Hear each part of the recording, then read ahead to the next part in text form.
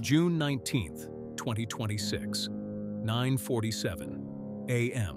local time, St. Petersburg, Russia. The opening plenary session of the St. Petersburg International Economic Forum was 43 minutes old. Vladimir Putin had just finished his prepared remarks. Cameras from 17 state media outlets were rolling. Foreign delegates from 31 countries sat in the main hall of the Expo Forum Convention Center, listening to simultaneous translations of promises about Russian economic resilience, stability, sovereign strength. Outside, on the Pulkovo highway corridor, a fuel storage facility was about to disappear. Not a figure of speech, a column of black smoke visible from the Nevsky Prospect would rise 400 meters into the June morning sky within 6 minutes. The operators who sent it there were sitting in a forward intelligence node somewhere in Ukrainian-held territory, hundreds of kilometers to the southwest, watching a thermal feed go white on their screens. This is the story of Operation Silent Forum. Not what Russian state media reported, not what the Kremlin's press office frantically tried to spin in the 4 hours that followed. What actually happened, the planning, the timing, the execution, and what it tells us about how Ukraine fights wars in 2026. I'm your host at WarVector, where we analyze the battles that change wars. Ukraine didn't just send drones to St. Petersburg on June 19, 2026. Ukraine delivered a calculated psychological strike, timed to the exact minute of Putin's opening address. The mission wasn't designed for maximum destruction. It was designed for maximum visibility. And the operators knew they had a narrow, precise window to make the world watching that forum see something the Kremlin hadn't scripted. Here's the part that doesn't make sense on the surface. Russia's air defense network around St. Petersburg is one of the densest in the Federation. Pantsir S-1 batteries, S-400 Triumph systems covering approach corridors from Finland, Estonia, the Baltic. Radar pickets extending 200 kilometers outward. On paper, a drone strike on Russia's second city should have been nearly impossible to execute with any reliability. And yet, it worked. Twice, on the same morning. To understand how, you have to go back 4 months, February 2026. Ukrainian military intelligence, the HUR, began a systematic mapping operation targeting the St. Petersburg Economic Forum's logistical infrastructure. This wasn't reactive. The forum occurs every June, predictably, and Ukrainian planners had been watching Russian preparations since autumn 2025. Satellite imagery analysis confirmed fuel storage expansion at 3 secondary sites near Pulkovo International Airport, beginning in November 2025. The expansion matched the kind of aviation fuel pre-positioning the FSO, Russia's Federal Protective Service, requires when it moves high-value personnel through a city using helicopter corridors. That detail mattered. It told Ukrainian intelligence where the fuel would be. And where the fuel was, the targeting coordinates already existed. Which weapon shaped this operation most? The long-range UAV platform, the intelligence infrastructure behind it, or the timing doctrine? Comment below. WarVector returns to that question at the end. Satellite imagery alone wasn't enough. Throughout March and April 2026, Ukrainian intelligence aggregated data from multiple streams. Commercial satellite passes from European operators showed vehicle traffic patterns at 14 pre-identified locations around St. Petersburg. OSINT analysis of Russian logistics contractor movements, cross-referenced against prior forum years, revealed 3 fuel distribution corridors that would be active in the 72 hours before the forum opened. Electronic signal intercepts confirmed FSO communication relay node activation at a facility in the Moskovsky district on June 16, 2 days before the forum. That node became target number 2. The planning was meticulous. Ukrainian drone operators and intelligence analysts describe a process of layering information, each source confirming the last, each coordinate validated against multiple collection methods before it entered the targeting package. Nothing was approved for the strike list with fewer than 3 independent confirmations. By May 15, 2026, the target package contained 6 sites. By June 1st, planners had narrowed to 2 primary targets and 2 secondary. The selection criteria were specific. Targets had to be military or regime support infrastructure, not civilian. They had to produce visible results: smoke, fire, secondary explosions that would be captured by the hundreds of cameras already positioned throughout St. Petersburg for forum coverage. And they had to be reachable within a launch window that aligned with the opening plenary session on June 19th. Ukraine doesn't just use weapons. Ukraine invents new ways to fight. Stay with me, because what happens in the next 18 minutes of this story dismantles a Kremlin narrative and reveals something about how modern warfare is actually conducted that military academies won't teach for another decade. The drone platform used in Operation Silent Forum was a long-range fixed-wing UAV, Ukrainian-developed, in the tradition of the Beaver and Bober series that Ukraine had already used to strike targets deep inside Russian territory throughout 2025. These are not commercial quadcopters. They are purpose-built strike platforms with ranges exceeding 1,000 kilometers, cruise altitudes optimized for radar evasion, and navigation systems combining GPS, terrain mapping, and optical correlation to maintain accuracy, even when satellite signals are jammed. Russia's air defense problem against these platforms is structural. The S-400 and Pantsir systems are built for high-speed threats, ballistic missiles, cruise missiles, fighter aircraft. A slow-moving, low-altitude fixed-wing UAV flying at tree-line height using terrain masking along river valleys and forests has a radar cross-section that can be smaller than a large bird. Russian air defense operators have to make engagement decisions in seconds. On targets, their systems weren't primarily designed to track. The result is exactly what Ukrainian operators had counted on. Gaps. Exploitable, predictable gaps in coverage. 3 separate drone teams participated in the operation. Each team operated independently, with separate launch points and separate routing. A redundancy measure designed to ensure at least one strike package reached its target, even if Russian countermeasures neutralized 1 or 2 approach vectors. The drones launched in staggered intervals beginning at 6:15 a.m., more than 3.5 hours before the forum's opening plenary, to account for transit time and any navigation adjustments required en route. Here's what nobody expected, including, apparently, the Ukrainian operators themselves. Russian air defense around St. Petersburg on June 19th was not at maximum readiness. Post-operation analysis, confirmed by multiple OSINT investigators reviewing radar emission data captured by Baltic monitoring stations, suggests that 2 of the 4 Pantsir S-1 batteries that should have been active in the southern approach corridor were running in reduced readiness mode. The reason, based on intercepts and Russian logistics tracking, is almost elegant in its irony. Those batteries had been temporarily repositioned, and their crews rotated to support security for the forum itself, ground-based close protection for the Expo Forum Convention Center perimeter. Russia pulled air defense assets away from the city's outer ring to guard the building where Putin was about to speak.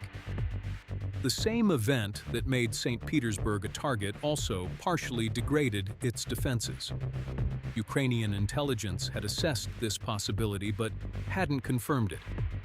It turned out to be the operational variable that removed the largest obstacle between the drones and their targets. I spent considerable time going through the available timeline of this operation, and one detail kept coming back: the FSO communications relay node. This was the more technically complex target of the two. Unlike the fuel storage site, large, visible, relatively simple to strike, a communications relay facility can be dispersed, hardened, and backed by redundant systems. Ukrainian planners knew this. The targeting approach for the relay node wasn't to destroy it completely. The goal was disruption. Specifically, disruption during the 40-minute window of the opening plenary session, when the FSO would be managing the largest concentration of protected persons in Russia's second city. Disrupting FSO secure communications for 40 minutes during a high-profile international event, while cameras roll, that's not just a military strike, that's a message. At 9:47 a.m., the first Ukrainian drone reached the fuel storage facility near Pulkovo. The target was a secondary fuel depot operated by a private logistics contractor with FSO supply contracts, identified through Ukrainian intelligence analysis of procurement records and satellite imagery of tanker vehicle patterns. The facility held approximately 400,000 liters of aviation-grade fuel in above-ground storage tanks. The drone struck the primary tank cluster with a shaped charge warhead. The initial explosion was followed within 90 seconds by a catastrophic secondary detonation as the fuel ignited across the storage yard. The resulting fireball was estimated at 60 meters in diameter. The smoke column above it, black, dense, hydrocarbon combustion smoke, was visible from central St. Petersburg within 4 minutes. How many drone platforms did Ukraine deploy in this operation? A, 4, B, 6, C, 8. The answer comes before the end of this video.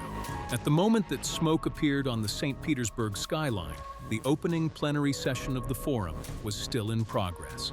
Cameras operated by Russian state media, positioned on elevated platforms to capture establishing shots of the city, the architecture, the Neva River, the visual argument for Russian stability, were now involuntarily capturing something else: a burning fuel depot in the frame, behind the speakers. Foreign delegates inside the Expo Forum noticed. Russian officials noticed the delegates noticing. For several minutes, according to sources cited by multiple European journalists present at the forum, there was visible confusion among Russian security and protocol staff at the rear of the main hall.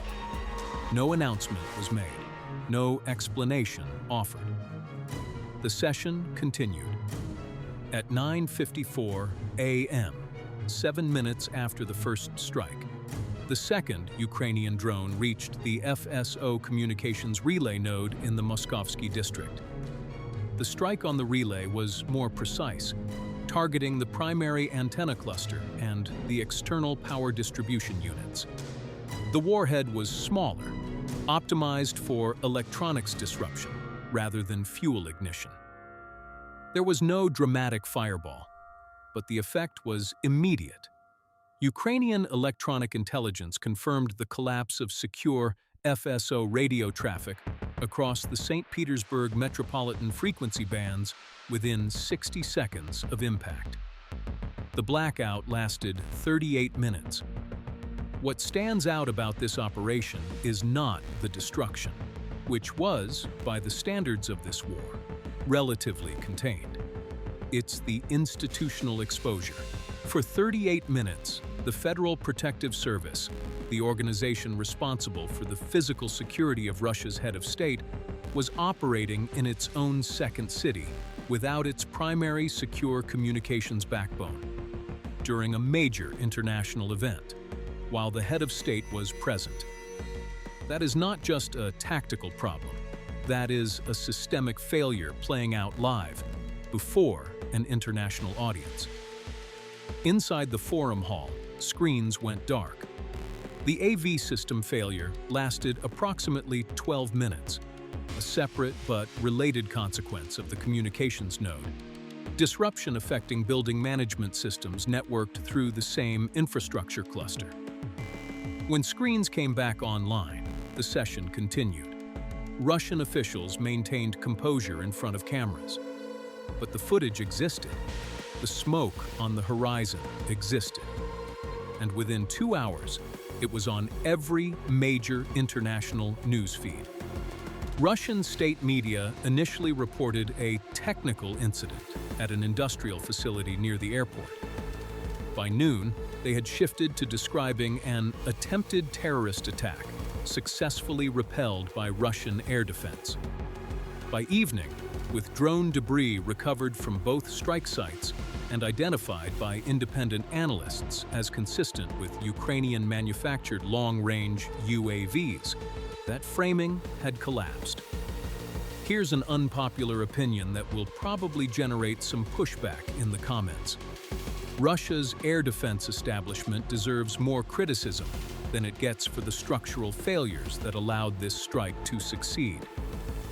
The conversation around Ukraine's drone campaign consistently focuses on Ukrainian ingenuity, which is real.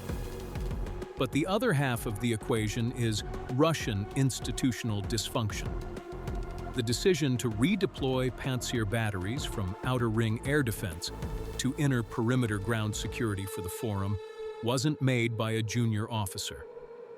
That's a command-level decision, reflecting a prioritization of optics over operational integrity. Russian military brass chose to protect the appearance of the forum over the actual air defense of the city. And Ukraine's operators punished that choice precisely and without hesitation. Put yourself in the position of the Ukrainian mission commander for a moment. You've spent 4 months building this targeting package. You have confirmation that 2 air defense batteries are repositioned. You have a weather forecast showing clear skies over St. Petersburg, optimal visibility for drone guidance, and, critically, optimal visibility for cameras to capture the smoke. You have a 6-hour launch window that puts your platforms over target exactly as Putin's opening remarks conclude. Every variable has aligned. The question you face isn't whether to execute. It's whether your operators are ready for what comes after. Because once those drones cross into Russian airspace at that altitude, at that target, there is no recall. The mission commander authorized launch at 6:08 a.m. Real tactics, real consequences. WarVector. The navigation challenge alone is worth understanding in detail. A long-range Ukrainian UAV flying from launch to St. Petersburg crosses approximately 900 to 1,100 kilometers of contested airspace, depending on routing. It does this over many hours, at low altitude, using terrain masking that requires the navigation system to continuously update its position against a stored terrain map, a technique called terrain-following correlation guidance. Russian electronic warfare systems along that corridor are not passive. The Krasika 4 electronic warfare complex, deployed at multiple points along Russia's border regions, can suppress GPS signals across a radius of up to 300 kilometers. Ukrainian drone designers anticipated this. The navigation architecture in the platforms used in this operation uses a multi-layer system: primary GPS, secondary terrain correlation, tertiary optical pattern recognition for final approach. Jamming GPS doesn't stop the drone, it switches modes. The drone already knows where it's going from terrain features alone. This layered navigation approach was refined through operational experience in 2025. when Ukraine conducted multiple long-range UAV strikes against targets in Rostov, Krasnodar, and Bryansk oblasts. Each mission generated data on Russian jamming patterns and response times. Each mission improved the next.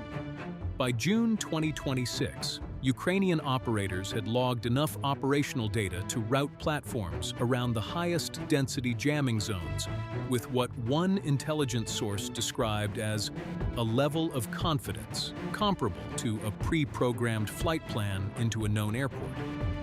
The system had been tested, the gaps had been mapped, the routing was known.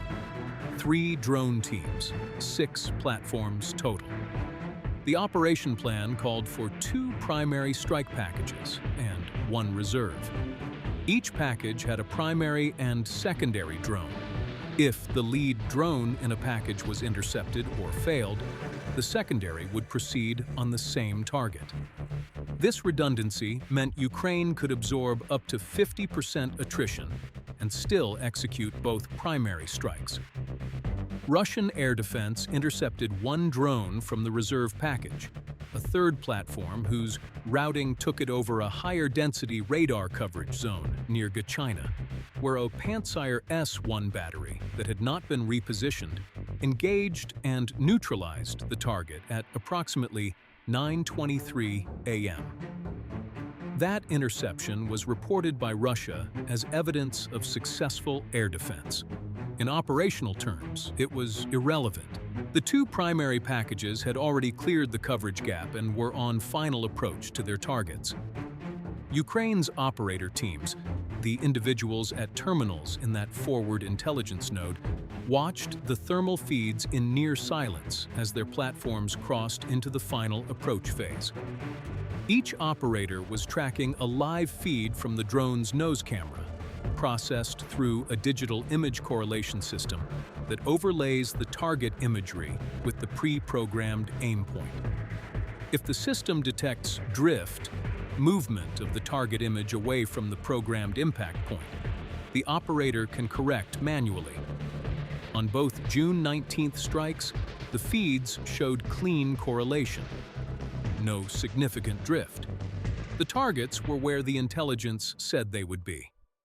At 9:47 a.m., the first operator initiated terminal guidance. 7 minutes later, the second. Both operations were complete before 10 a.m. What do you think? Did this strike represent a genuine shift in Ukraine's strategic reach? Or is it more accurate to see it as one successful mission inside a fundamentally unchanged strategic situation? That question matters. Comment your analysis below. The aftermath assessment took longer than the mission itself. Ukrainian General Staff reports, released in the hours following the strike, confirmed the fuel storage facility strike and described the second target obliquely as a communications infrastructure node used by Russian security services. The statement noted that both targets were military or regime security infrastructure and explicitly distinguished them from civilian infrastructure, a distinction Ukraine has consistently tried to maintain in its long-range strike campaign. OSINT investigators working from commercial satellite imagery and geolocation of social media footage confirmed the fuel storage strike site within 90 minutes of the event. The debris field from the secondary detonation was visible in post-strike imagery, spanning approximately 200 meters from the primary tank cluster. Russian emergency services vehicles, 11 fire response units according to traffic camera footage analyzed by the conflict intelligence team, arrived at the site within 6 minutes and worked the scene for over 4 hours.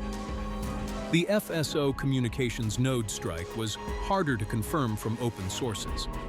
The site showed no dramatic physical destruction in satellite imagery. What confirmed the strike's effectiveness was behavioral. The absence of FSO convoy movements along the pre-planned helicopter corridor in the 2 hours following impact. If the secure communications backbone was intact, those movements would have followed standard protocol. They didn't. The helicopters positioned at Pulkovo remained grounded for over an hour after the strike, an anomaly that multiple analysts noted in real time. Subscribe to WarVector if you want to understand how modern warfare actually works. Foreign delegates at the forum began receiving messages from their home governments within 30 minutes of the first strike. Several European delegations made quiet inquiries to their Russian counterparts about evacuation protocols. At least 2 delegations, according to reporting by Agence France-Presse, activated their embassy emergency communication channels, standard procedure when the security situation in a host city becomes uncertain. None of this was visible on camera. All of it was happening simultaneously with the Russian officials on stage projecting continuity. The psychological calculation Ukraine had made was proving out in real time.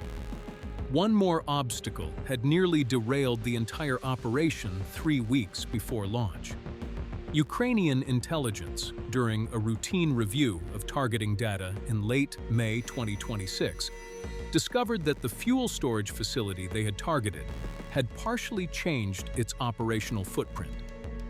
Construction activity detected in late April had resulted in the installation of additional berms around the primary tank cluster, earthworks that would reduce blast propagation from a single, direct strike. The original warhead selection for the lead drone had assumed an exposed tank cluster.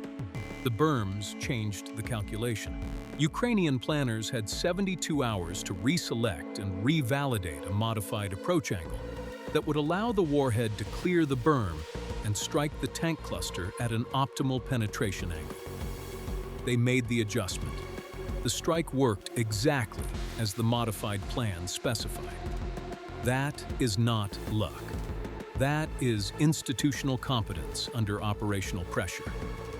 Here's what this tells us about the state of this war in mid-2026. Ukraine has developed a long-range precision strike capability that is not merely reactive, not just a tool for hitting Russian military equipment when it appears. It is a planned, intelligence-driven, psychologically calibrated instrument of strategic communication. The St. Petersburg strike was not designed to significantly degrade Russia's military capacity. Russia's fuel supply infrastructure is vast. The relay node has redundant systems. Both will be repaired or replaced. The operation was designed to answer a question that mattered to the international audience watching that forum. Is Russia in control?